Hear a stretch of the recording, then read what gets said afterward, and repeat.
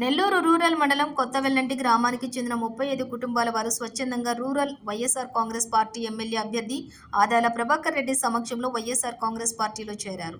కొత్త ఇంటికి గ్రామానికి చెందిన 35 కుటుంబాల వారు స్వచ్ఛందంగా వైసీపీలో చేరారు.